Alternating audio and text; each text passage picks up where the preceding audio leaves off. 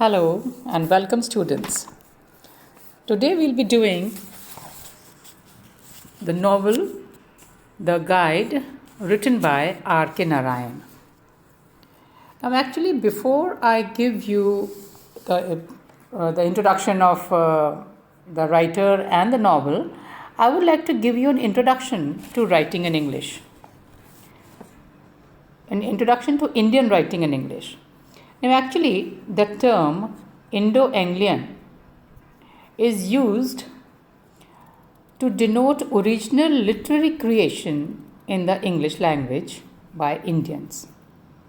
And today there are a large number of educated Indians who use the English language as a medium of the creative exploration and expression of their experience of life. Their writing has now developed into substantial literature in its own right, and it is this substantial body of literature which is referred to as Indo-Anglian literature. As C.R. Reddy, in his foreword to Srinivas Iyengar's work, Indo-Anglian Literature, points out, Indo-Anglian literature is not essentially different in kind from Indian literature. It is part of it, a modern facet of that glory, which, commencing from the Vedas, has continued to spread its mellow light, now with greater and now with lesser brilliance, under the inexorable vicissitudes of time and history, ever increasingly up to the present time of Tagore, Iqbal, Aurobindo Ghosh, and bids fair to expand with ours, as well as humanity's expanding future. Now, this is also distinguished from Anglo-Indian literature. Now, there is a difference between Indo-Anglian literature and Anglo-Indian literature. Now, Anglo-Indian literature is the term which is used to denote the writing of Englishmen in English about India and Indian life. यानी कि जो अंग्रेज़ लोगों ने जो भी India के बारे में और इंडियन लाइफ के बारे में लिखा, that is Anglo-Indian literature.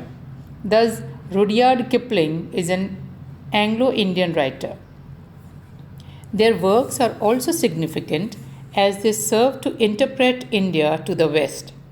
However, their presentation of Indian life is often romantic rather than realistic.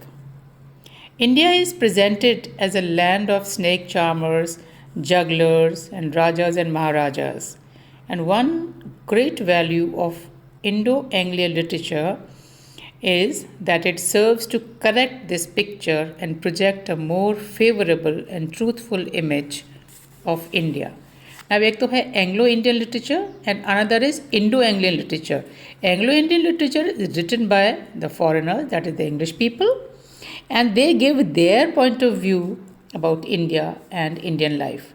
But Indo-Anglian literature, this is actually, it serves to correct this picture because they give a very romantic picture or what they feel about India and Indian life.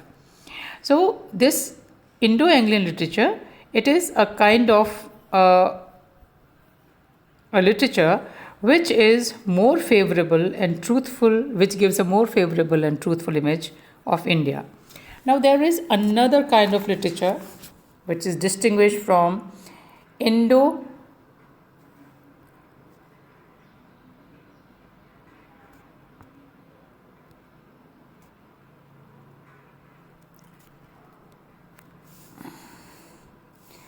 Indo-English literature. Now, this term Indo-English literature, which is used to denote translations into English from literature in Indian languages, because India is a multilingual country. So, there are various languages and literature is written in multiple languages. So, it is the translation of these languages, Indian languages, translation of the literature of Indian languages into English. This is Indo-English literature. This has been further distinguished into classical Indo-English literature and modern Indo-English literature by scholars like Professor Gokak, on the basis whether the translation is of an ancient or of a modern work. Such a distinction is necessary because the translator's function is quite different in either case. In the former, it requires a certain degree of interpretation and adaptation of meaning to accommodate with some latitude in translation becomes inevitable. Now, even in your syllabus, there is Indo-English literature because the translation, like in your third year, like Shroud was originally written in Hindi and now it is translated into English. So, this literature of third year, especially the stories, they are originally written in Indian languages and they have been translated into English. So, they are prescribed in your syllabus. Though, of course, Guide was written originally in English and it is not a translation, though it is written by an Indian writer. So, as long as an adequate editorial explanation and documentation accompanies the rendering, the translation will be in no danger of misleading his readers into thinking that the rendering is literal. Absolutely literal translation in any case is impossible in literature, whether of ancient works or of modern works. Now, you say if you cannot have a complete translation of any work, we say that we can translate the works, but actually the spirit cannot be translated. The spirit is something different.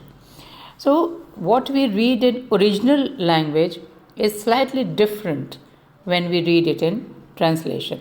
If you know Hindi and English, and if you read a novel in Hindi and then you read the novel in English, the translation in English, then it will be slightly different. कहते हैं ना वो मज़ा नहीं आएगा. Like if you translate something, the feelings can really not be translated properly or 100% in another language. But the degree of literalness decreases in inverse proportion to the distance in time between the original composition and the translation. Now, there is another thing as a transcreation. Now, what is a transcreation? There is still another category of translations in English language to which the term transcreation rather than translation is applied.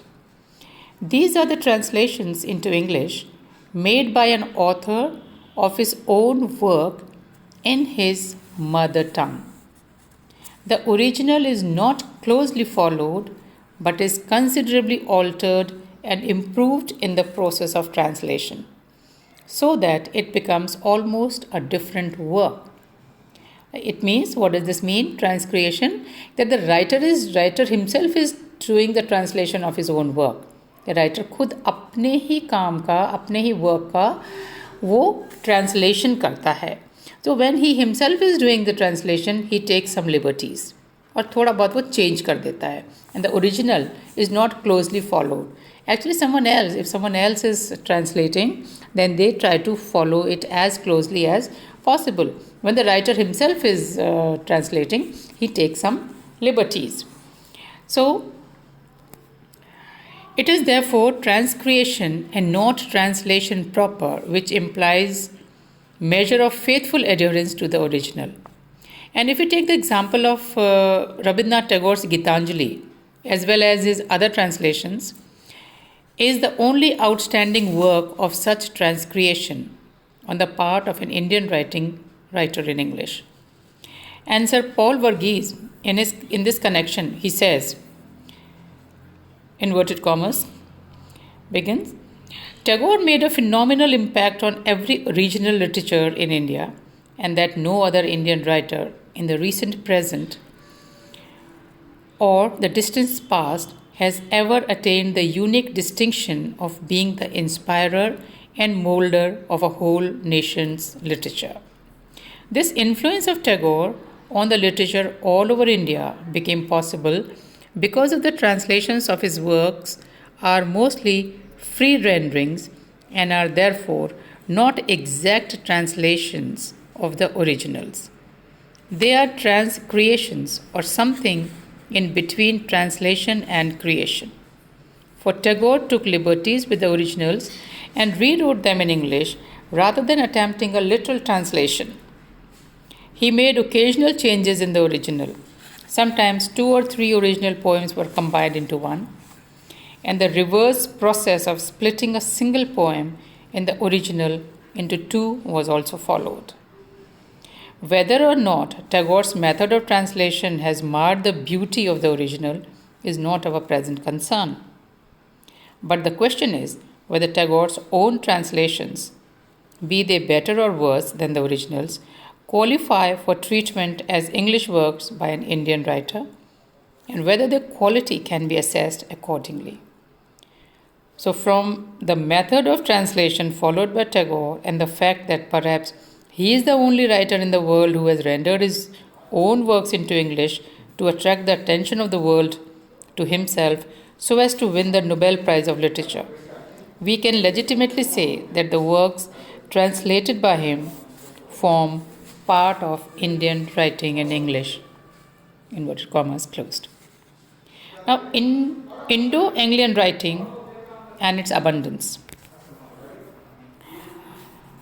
The above discussion, as you have discussed, it clearly establishes Indo-Anglian writing as a separate genre, as distinguished from Anglo-Indian writing and Indo-English writing. This way of writing has been enriched by such internationally recognized figures as Toru Dutt, Sarojini Naidu, Rabindranath Tagore, Jawaharlal Nehru, Aurobindo Ghosh, and Mahatma Gandhi. And today, a number of eminent Indians such as Arkhan Narayan, Mulk Raj Anand, Raja Rao, Anita Desai, Kamla Das continue to write in English, and Indo-Anglian literature continues to grow and flourish and attain higher and higher peaks of excellence. So, I have given you a brief introduction of what is Indian writing in English, as we'll be studying. Even in your first paper, you have studied the translations and also the original poems written in English by the Indian poets. And here we have another English novelist, Arkhan Narayan. And in the next session, I'll be doing Arkhan Narayan's The Guide. Till then, goodbye. Thank you.